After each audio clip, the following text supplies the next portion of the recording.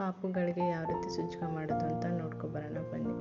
First ಒಂದು ಪಾತ್ರೆ ಇಟ್ಟು ಅದಕ್ಕೆ ಸ್ವಲ್ಪ ನೀರು ಹಾಕಿ ಸ್ವಲ್ಪ ಬೆಲ್ಲ ಹಾಕಿ ಕುದಿಯೋಕ್ಕೆ ಬಿಡಬೇಕು. ಬೆಲ್ಲ ಎಲ್ಲ ಕರಗಿದ ನಂತರ ಸ್ವಲ್ಪ ರವೆ, ಒಂದು 2ರಿಂದ 3 ಸ್ಪೂನು ರವೆ ಹಾಕಿ ಚೆನ್ನಾಗಿ ಮಿಕ್ಸ್ ಮಾಡಿ ಚೆನ್ನಾಗಿ ಬೇಯಿಸ್ಕೋಬೇಕು.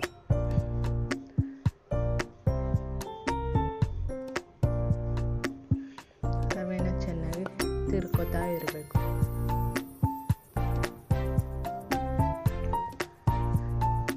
ರವೆ ಬೆಂದ ನಂತರ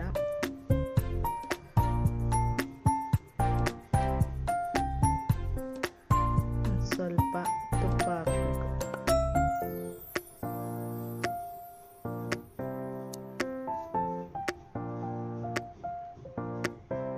ತುಪ್ಪ ಹಾಕಿದ ನಂತರ ಮಿಕ್ಸ್ ಮಾಡಿದ್ರೆ ಬಿಸಿ ಬಿಸಿಯಾದ ಸುಜ್ಜಿಗೆ ಸವಿಯಲು ಸಿದ್ಧ. ಇದನ್ನು 1 ವರ್ಷದಿಂದ 2 ವರ್ಷದ ಮಕ್ಕಳಿಗೆ ಕೊಡ್ಬೋದು. ತುಂಬ ರುಚಿಯಾಗಿರುತ್ತೆ, ಸ್ವೀಟು ಸಹ ಇರುತ್ತೆ.